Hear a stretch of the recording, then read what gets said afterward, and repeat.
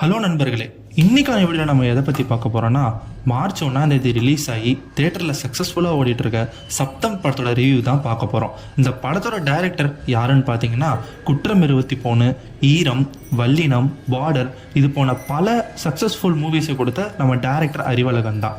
இந்த படத்தோட ஹீரோ யாருன்னு பார்த்தீங்கன்னா ஆதி பினிஷெட்டி அண்ட் அவங்களுக்கு பேரா லக்ஷ்மி மேனன் நடிச்சிருக்காங்க. மற்றும் சப்போர்ட்டிங் கேரக்டரா சிம்ரன், லைலா, எம்எஸ் பாஸ்கர், ரெடின் கிங்ஸ்லி மற்றும் பலரும் சேர்ந்து வெளியாகியிருக்க இந்த வெற்றி படம் சப்தம் பற்றி தான் பேச போகிறோம். இந்த படத்தோட ஜானர் அப்படின்னு பார்த்தீங்கன்னா இது ஒரு சூப்பர் நேச்சுரல் ஹாரர் த்ரில்லருங்க. இந்த படத்தோட ஒன்லைன் அப்படின்னு கேட்டிங்கன்னா, ரூபன் அப்படிங்கிற ஒரு கோஸ்ட் இன்வெஸ்டிகேட்டர், அதாவது நம்ம ஹீரோ தாங்க, அவர் ஹோலி ஏஞ்சல்ஸ் அப்படிங்கிற காலேஜில் நடந்த 2 மர்டரை இன்வெஸ்டிகேட் பண்ண வராரு.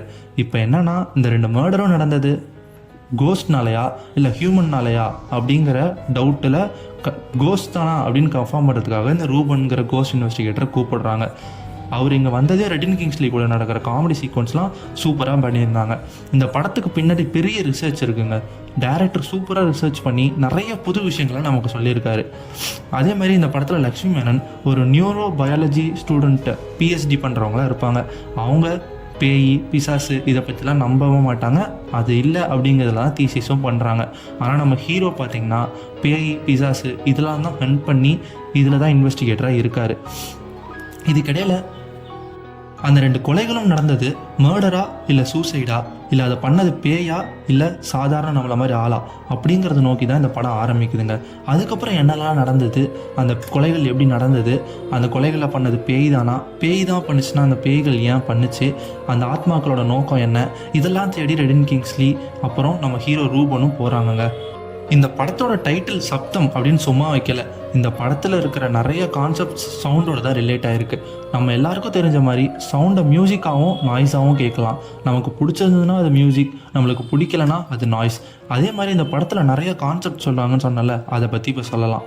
ஃபஸ்ட்டு என்னன்னு பார்த்தீங்கன்னா ஃப்ரீக்வன்சி. நம்ம உலகத்தில் நிறைய ஃப்ரீக்வன்சி இருக்குது. அந்த இவ்வளோ ஏன் ஃப்ரீக்வன்சியால் தான் ஒரு மனிதரும் இன்னொரு மனிதர்களுக்கும் உள்ள சம்பந்தமே ஏற்படுது அப்படின்னு இந்த படத்தில் சொல்கிறாங்க. ஒரு குட் மியூசிக்னால ஒரு நல்ல ட்ரீட்மெண்ட் ப்ரொவைட் பண்ண முடியும் அப்படின்னும் இந்த படத்தில் காட்டுறாங்க. இந்த படம் ஒரு சரியான ஹாரர் ஃபிலிக்குங்க. நீங்கள் ஒரு ஹாரர் படத்தோட ஃபேனாக இருந்தீங்கன்னா இந்த படத்தை நீங்கள் கண்டிப்பாக தேட்டரில் போய் பாருங்கள். அண்ட் முக்கியமாக சொல்லணுன்னா தமன் அவரோட இசை தாங்க சொல்லணும். இவர் பண்ணியிருக்க சவுண்ட் எஃபெக்ட்ஸ் படத்தில் பின்னி படலே எடுத்திருக்காங்க. அதுவும் ப்ரீ இன்டர்வெல்லில் ஒரு சீனில் உங்களுக்கு பிக்சர் ஃபுல்லாக கட் பண்ணிடுறாங்க. தேட்டரில் ஃபுல்லாக சவுண்டு ஒர்க்குங்க. வெறும் சவுண்டு, நீங்கள் கண்ணை மூடி கேட்டிங்கன்னா நிஜமாலுமே நீங்கள் அந்த இடத்துல இருக்க மாதிரியும் அந்த ஒரு ஹாரர் எஃபெக்ட் உங்களுக்கு கிடைக்கும்.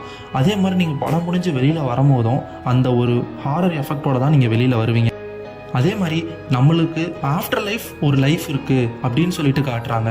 அண்ட் அதை ஒரு பேய், ஒரு ஆத்மா, அது ஆவி, ஒரு இது அப்படின்னு நெகட்டிவ் எனர்ஜியாக காட்டாமல் அதோட ப்ரெசன்ஸை கேவலமாக மேக்கப்லாம் போட்டு தேவையில்லாத ப்ராஸ்தட்டிக்ஸ்லாம் பண்ணி மிகைப்படுத்தாமல் அழகாக அந்த லைட்ஸ் மூலமாகவும் நார்மலாக ஒரு கோஸ்ட்டை எப்படி இன்வெஸ்டிகேட் பண்ண முடியுமோ அந்தந்த மெத்தட்ஸ்லாம் காட்டுறாங்க.